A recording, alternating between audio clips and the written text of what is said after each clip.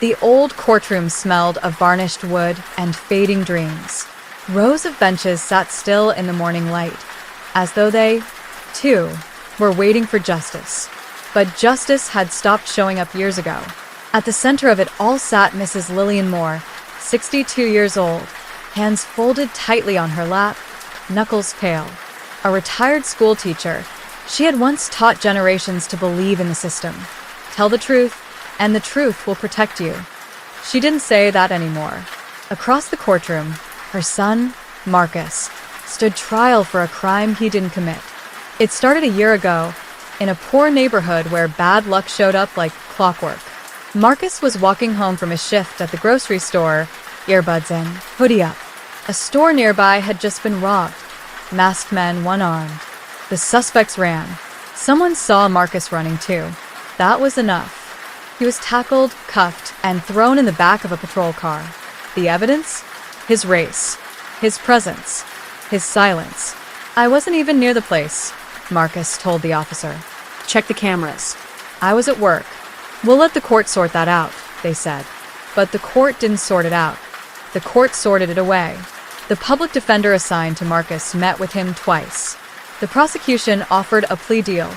10 years if he confessed, 20 if he fought and lost. The system's mercy wore a sharp smile. I won't lie, Marcus told his mother. And you shouldn't, she said, her voice shaking. The truth has to mean something. But the truth didn't stand a chance. The store's security footage was lost in transfer. The witness, who swore he saw Marcus run from the scene, had been coached. The detective who arrested him had a record of misconduct buried under red tape. Still, the judge admitted the testimony. The jury didn't ask many questions. They saw a black man with a hood, and the decision was made before deliberations began. Lillian was in the courtroom every day. She watched the prosecutors twist the facts, watched the defense struggle under weight they couldn't carry. She watched her son slowly lose faith in a country that once asked him to pledge allegiance. When the verdict came, guilty, Lillian didn't cry. She stood. She stood while the bailiff cuffed her son again. She stood while her heart screamed inside her chest. She stood because if she collapsed, she was afraid no one would notice. As they led Marcus away, he looked at her. I didn't give them my soul, Mama, he said. I know, she whispered. They couldn't carry it.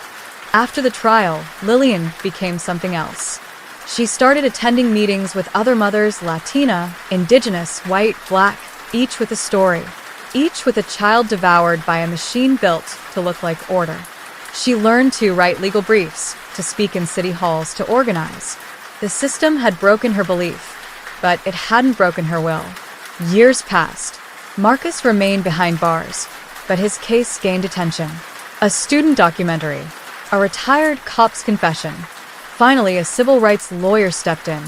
The truth, once buried, found light again. It took 7 years.